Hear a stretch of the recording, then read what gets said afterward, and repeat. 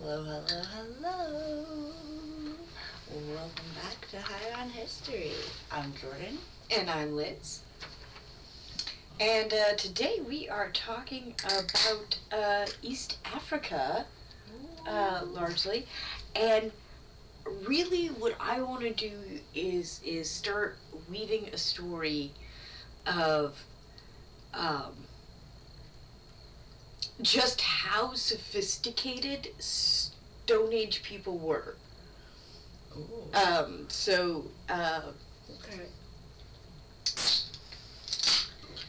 Join us. I do want to start out by noting that not every mistake that we have made in archaeology can be blamed specifically on racism. Now, many of them can absolutely be blamed on racism, bigotry, just plain sort of cultural blindness.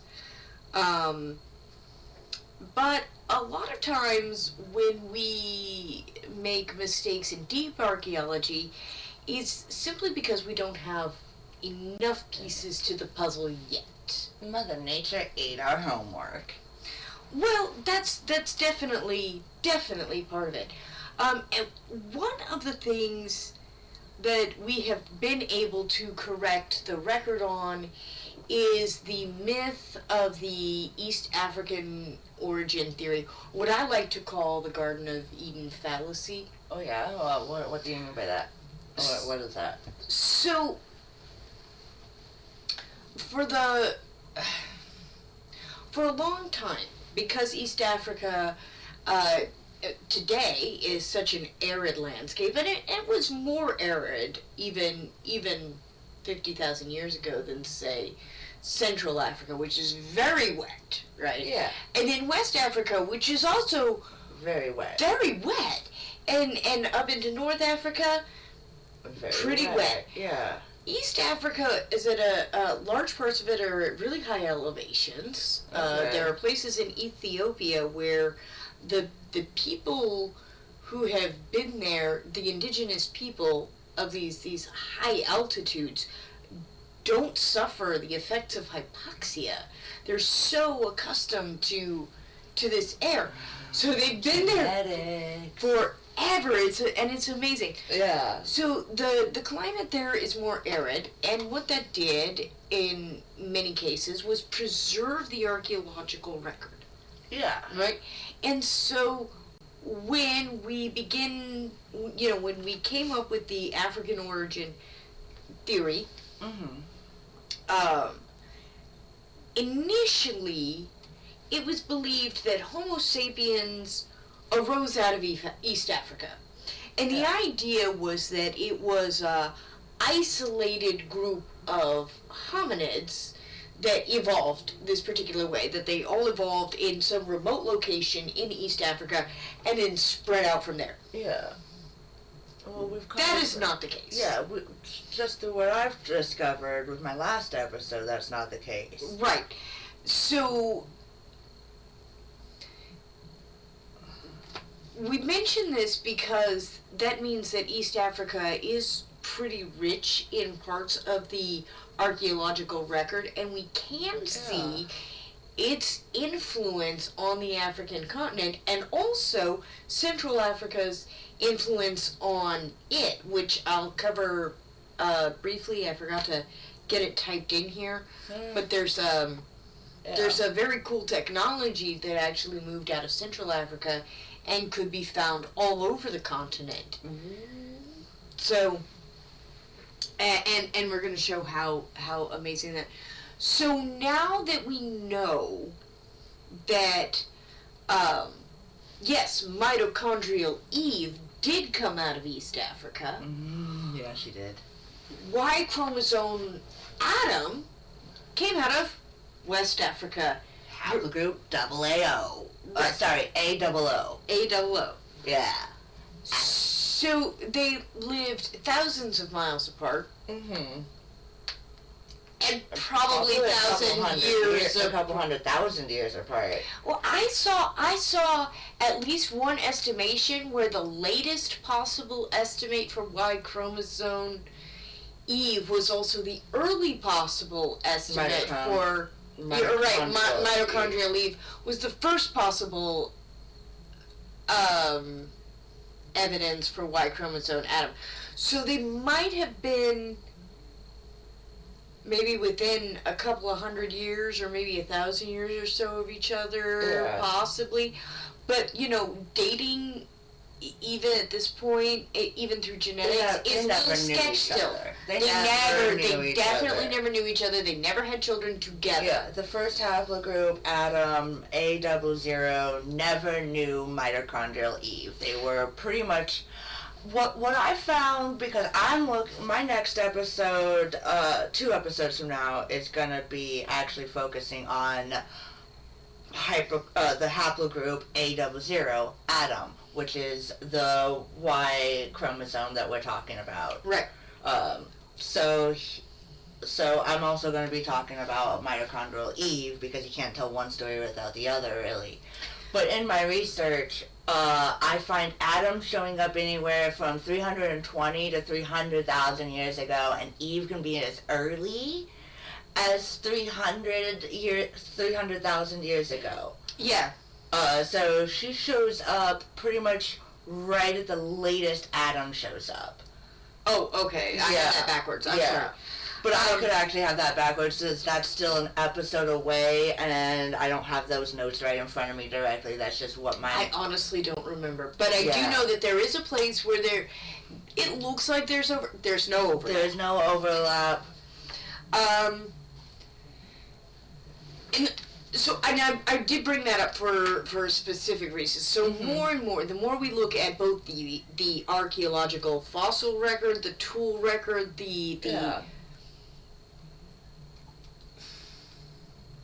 So archaeology seems to be hesitant to use the word culture when we are talking about Stone Age and Paleolithic people. And I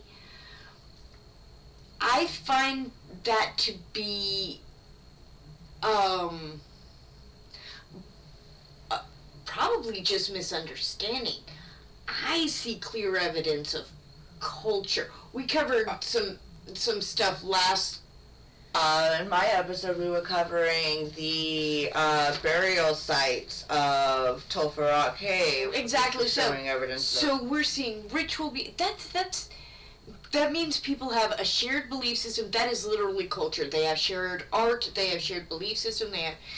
So I do want to use the word culture, but just to be clear, we've been watching and reading a lot of stuff about this, and specifically the avoidance of the word culture. I mean, I'm wondering if there's an academic purpose for it, or if it's just this deep misunderstanding of who these people are. Because what we're going to cover in this episode is just how sophisticated these people are. I think it's denial. I think it is blatant that we just don't want to see it as culture development. We want to be the white savior. Well, I don't know that it's so much that culture to the world. Europe brought culture to the world. Is how I see it. Well, generally that's thought to have started in the Middle East. We do tell that story in Mesopotamia and Egypt, and it didn't happen anywhere else, as if they just sprang out of nothing. Yeah. Okay. Yeah. Okay. So but I see it as that it was kind of where culture didn't develop anywhere else in the world until right there, and I'm seeing I just don't see it that way. And we're going to get into that a little bit in this episode. And we'll definitely be getting into it in my next episode with Paleolithic North Africa continued. Right. So, let's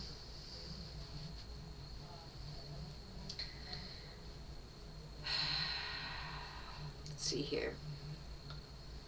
I went all out of order here, too, so... I'll give you a second to catch up. Speaking of Paleolithic North Africa, that will be aired on Friday night. That means you get 2 episodes this week. And that also means from now on, we will also be airing on Friday nights. No, don't say also like we're going to be airing on Tuesday and Friday. No, yeah. We are moving to Friday nights. Yeah, for scheduling. We both actually work jobs, so, schedule. Gotta pay the bills. Yeah, we kind of covered. Oh yeah. So we go from this Garden of Eden fallacy, right? Mm-hmm. Which is that humanity started in a single time, in a single place. They arose in isolation. Yeah. And what the both the genetic and the tool record actually shows is that Homo sapiens developed, in part, from Homo florensis and other hominids who were already becoming more and more advanced. Mm-hmm. They are trading and,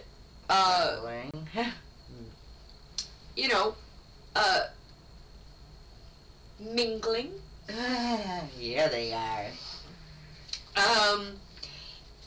And humanity really arises actually from everywhere in Africa. All of these hominid species that were developing in Africa were, I mean, I'm not saying all of them. I'm sure some of them were really quite competitive, or quite warlike. I'm sure more people got lost in the mix than we will ever know. Right? Absolutely. But that said, the great strength even of our hominid, and we were walking the planet with these people. They were already there. It wasn't like, oh, Homo erectus, boom, Homo sapien, bam. Yeah. That was not the case at all, as we've already shown. Right. So they were more cooperative than combative. Yeah. And this is called the coalescent African origin theory. Yeah. So all of humanity arises out of all of Africa, not just East Africa. It's just that in the case of this particular misconception, which was still being taught when I was a kid, it was that the fossil record was really well preserved in East Africa, and then DNA even seemed to confirm it, like, ooh, mitochondrial leaf, East Africa, right where we expected it to be. Right. So all the evidence, pointed us there, and we went in over and over and over again. We have gone in. Yeah. If you ask the wrong question, you get the wrong answer. So, absolutely. So the whole a priori assumption that we're going to find a single origin point misled us into seeing what was not there. Yeah. There's, and you're running into this, as I understand it in your research. There's also the fact that Central Africa is very, very wet. Oh yes, it was. In the times we're talking about, it is teeming with wildlife. I mean, Lake Chad was referred to as Lake Mega Chad, and it took up 95% of what we call the Sahara Desert now. Yeah. 95%, that fucking big lake! Sorry, that's a big lake though. That's all of, North Africa almost is a lake. It was massive. We really got to start with the graphics. I know. Completely This is going to be a slightly shorter episode because this was a very difficult week in terms of work, in terms of just things going on. Mm-hmm. So...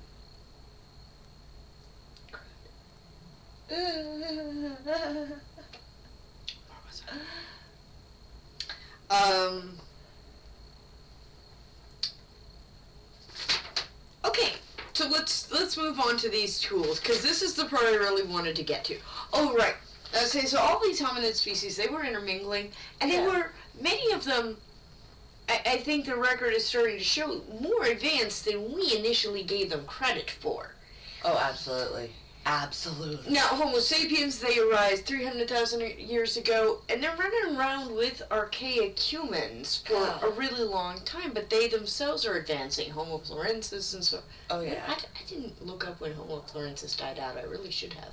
They're not still around 50,000 years ago, are they? Yeah, they are. Oh, yeah, they are? Yeah, they are. Okay. So we're running around somewhere with other archaic humans in the time when Homo sapiens have been on the planet for a couple 100,000 years. Yeah. Well, 50,000 years ago, Homo falensis was mingling with Neanderthals, and that's where we get the Mosturians that were trading with the Etrurians that I was talking about in my last episode. Okay. So they were absolutely still around. And so this notion that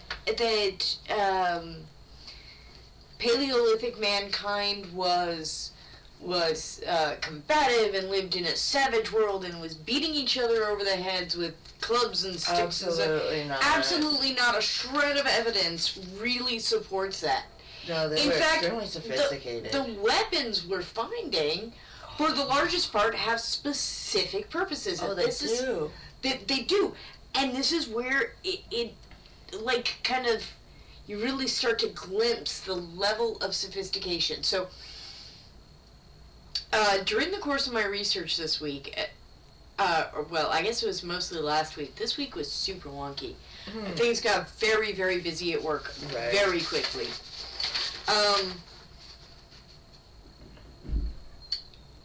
So, the tools that are being made in this time are just far, far more sophisticated than I thought they were. And I'm going to show you why and how that is. I certainly went into this, I guess, thinking, oh, stone tools. Not sophisticated, not that...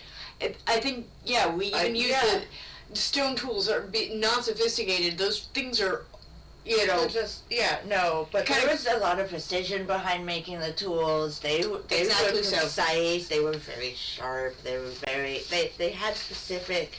And so I want to get into some of how that is, and we are going to start with complex adhesives. I mean, like, what's so complex about adhesive? Okay, so a glue is if you were to take a pine sap, right? And stick two objects together with the pine sap, and, it'll stick. Yeah. Right? At least for a while. Yeah. That's a glue. It's got one element. Now, maybe you treat the element in some way, but it is one single ingredient. That is technically a glue, at least for these purposes. I know. Elmer probably has something different to say about that. Fair. Okay, but Paleolithic tree sap is a glue. Pine sap is just a basic glue. Correct. Now, a complex adhesive is taking multiple different things and working it together to make a sturdier, more pliable adhesive. So what the people in Africa were doing is they're taking this stuff called acacia gum. Okay. And ochre comes up again, like it always does. Everywhere. Ochre's everywhere. They love their colors. They did, and it's got some neat properties. Anyway, we can get into the properties of ochre. We probably should, at some point, get into the properties of ochre to explain why it is so neat. Right. I'm kind of surprised I didn't do that, actually. That's an oversight on my part. Anyway. So you'd have to fine grind the ochre, right? Of course. And we've got evidence that they were absolutely doing that, grinding it fine. And then you take the acacia gum, and you take the render of what are called fatty bones. Okay.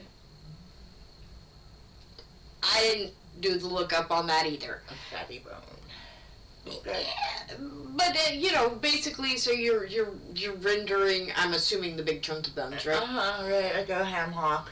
Right, and you're rendering the fat from those, and so you're mixing these all up, and it's gonna create a adhesive, a binding adhesive. Whoa. And why are you doing that? Because you're hafting tools. What's hafting? So hafting is, instead of just taking a stick and trying to tie a rock to it. Yeah. Like, Hafting is where you're going to take your point, right, and you're going to seat it inside its handle. Oh, okay. Right? Now, you can't just like make an obsidian point, thunk, wrap it up, be good to go. No, that it actually requires a pretty sophisticated process. Wow. Like it's craftsmanship. So the acacia gum, depending on the time of year it is, depending on how the weather's been, depending on the age of the plant, the acacia gum can be either super liquidy, or it can wind up being super stiff. If it's super stiff, less ochre, maybe a little more fat render. I'm not really sure about the recipe myself. If it's super liquidy, you have to add a lot more ochre. So each time you're harvesting the acacia gum itself, you're getting a different product. Okay. And so that means they knew exactly what to do with each of these variations in their environment. I'm assuming also the oak, not every rock is, necessarily equal in properties.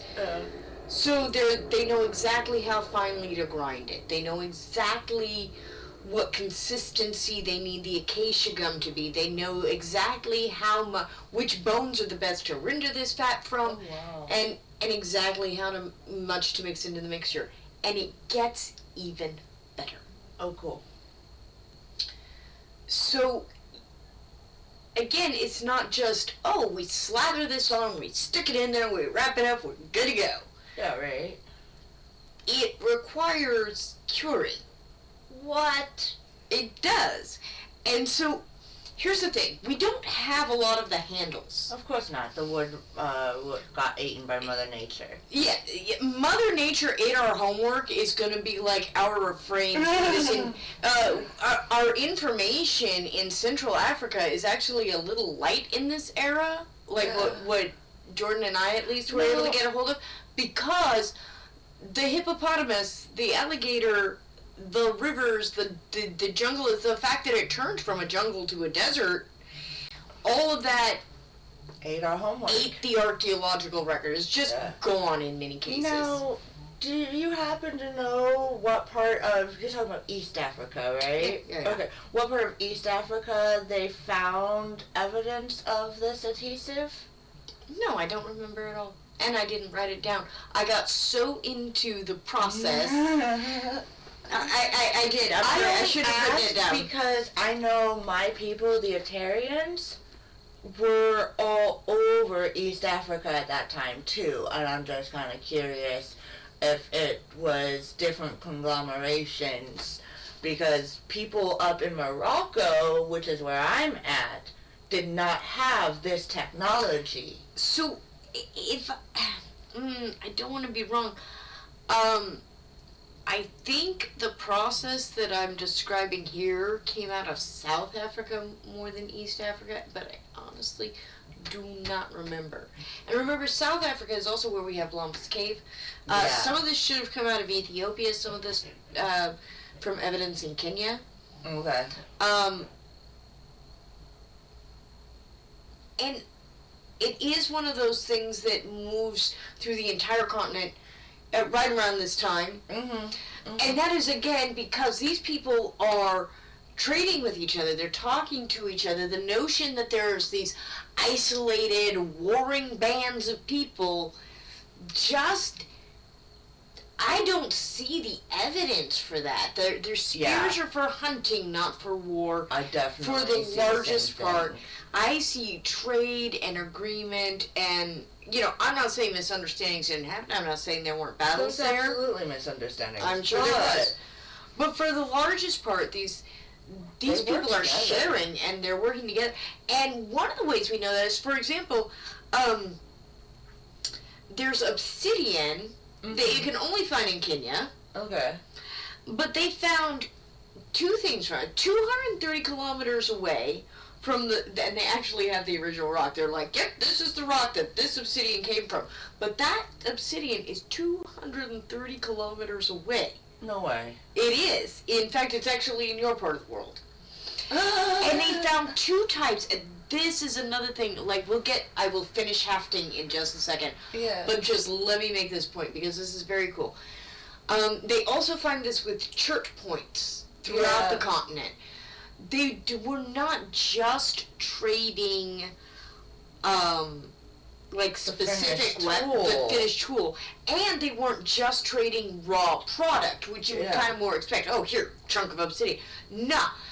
They had assembly line, sort of. I don't want to say assembly line. That gives people maybe too organized of a picture. Production. But they had mass production in a way, and they made all these blanks, and so they would trade blanks to other people, and then those people would take. And this again shows the level of sophistication these people had, because you'd buy a bunch of blanks or trade for a bunch of blanks would be my assumption, right? Yeah. And then each of those blanks was designed to be turned into any number of tools. So you could turn them into arrowheads, you could turn them into spearheads. What's the shaving tool called?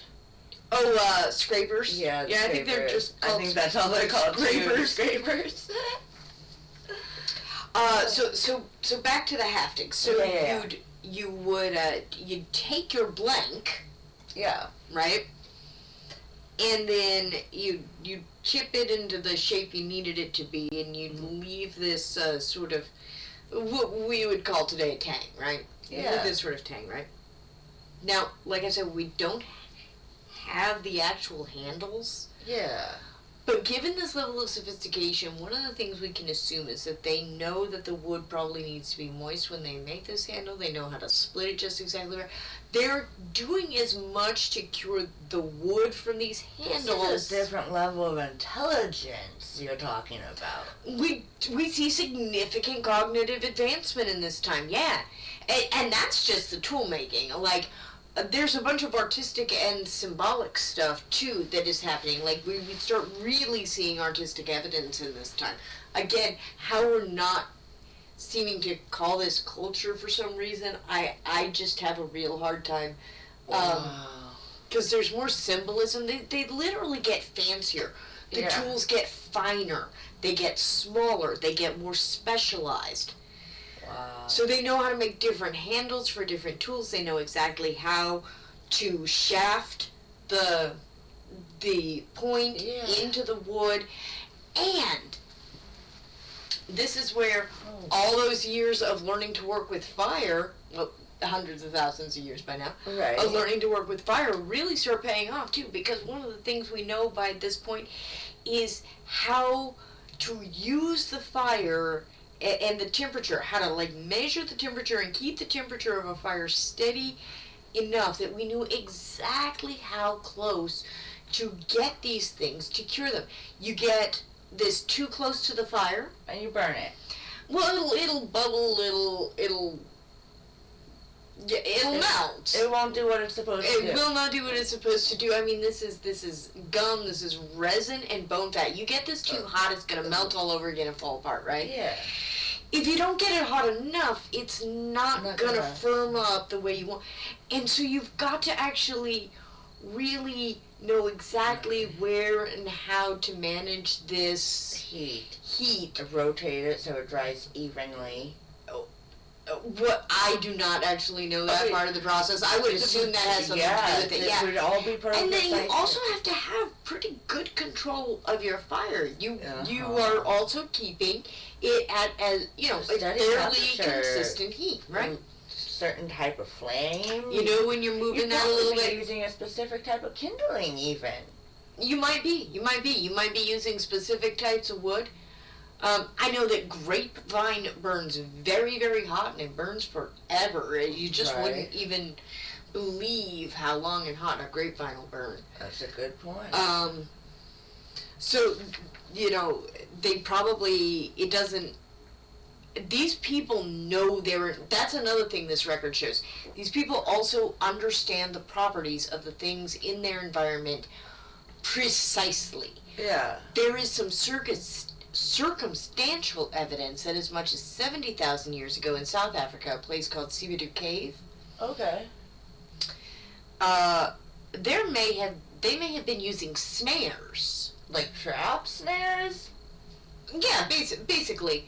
I believe that in hunting terms, a trap is different than a snare, and I'm sure we're talking about fairly simple snares. But then again, snare technology has not gotten significantly more advanced since the Stone Age. Sometimes the technology just works. I mean, that makes sense. I do want to emphasize the evidence. Like, everywhere I saw this mentioned, it said circumstantial evidence. Yeah. But to set a snare, Yeah.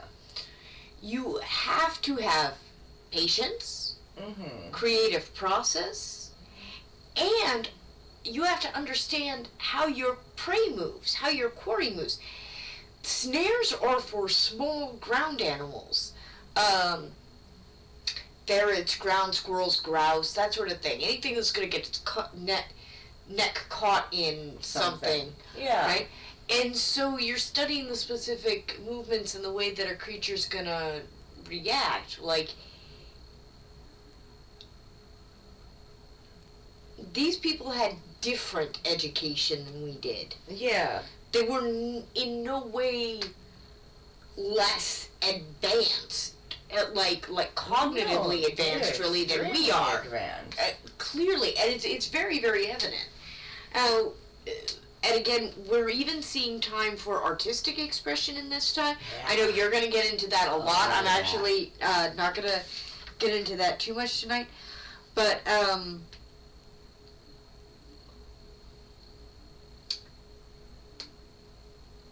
one of the things that it shows us is also that these people had the time to sit and hone their crafts. Yeah, absolutely. They had time to work They on knew exactly how to strike these stones. They knew exactly how to cure the wood. They knew exactly how to make the adhesive. Mm-hmm. They took the time to make good weapons. Yeah. And so, again, that image that at this point, 50,000 years ago, nowhere is safe, everyone's at war, we're just beating each other over the heads like idiots. None of that is the case. Seems like we were really civilized, or at least there was some sort of culture. I'm throwing I would throw both the word civilized and culture at it. The notion that this was not civilization is nuts to me. This was very clearly a advanced, multicultural civilization. I mean, absolutely. Before anyone else on the planet, really. I mean, with the haplogroups that I talked about in my last episode, the stuff that I will be talking about in West Africa, I mean, it shows that the diversity of cultures coming together to create populations, to bring life to the world around it as we know it. I do definitely believe that our next few episodes we will definitely be talking a lot more about culture development, because I've got some beautiful things to talk about coming up for sure. Yeah. I had written a conclusion that didn't get typed up. I want to briefly read over it to see if it's worth including. But basically, the notion that stone tools themselves are unsophisticated weapons is also very clearly absolute nonsense. This is clear everything I see says this is craftsmanship. Well, this is craftsmanship as anybody would understand it today. We've been exploring stone tools specifically for like the last 8 or 9 episodes almost. That's how amazing they are. Yeah, that just shows how amazing stone tools are. We started with the Lameke sites, 3.2 million year old stone tools, and here we are 50,000 years ago still talking about how amazing the development of stone tool culture is. Like, you just brought adhesives to the table. Like, what? I couldn't believe that.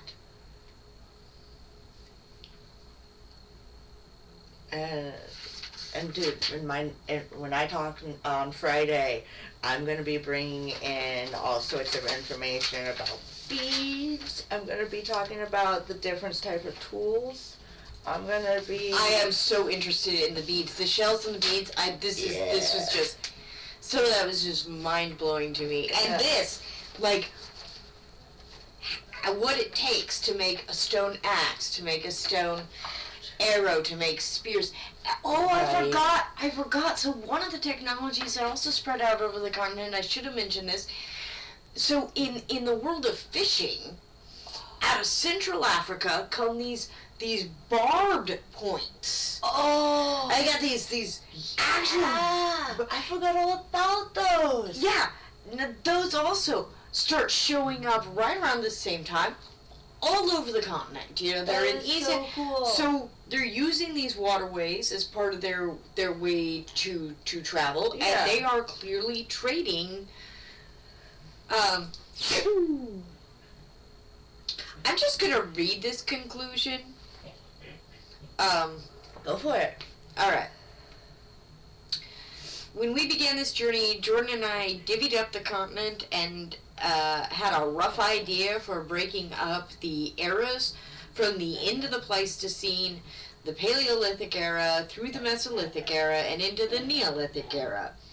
We intended to explore the continent by regions, but what we discovered is that to really tell this story, we need to largely banish any notion of clear delineation in evolution, technological advancement, symbolic, creative, and abstract thinking, either regionally nor by era.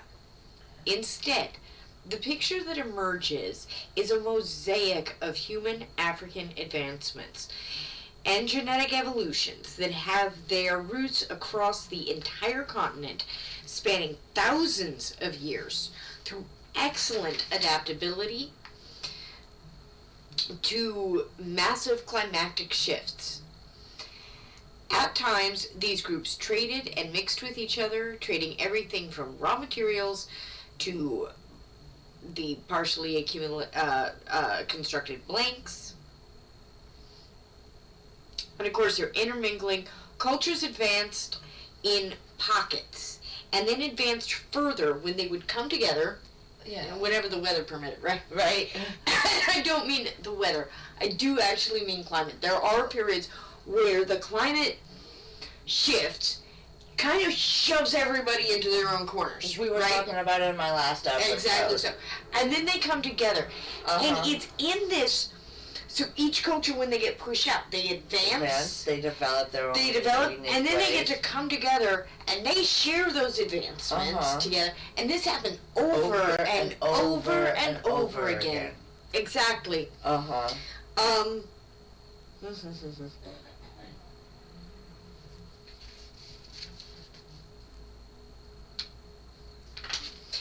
And so, by the time that Homo sapiens are leaving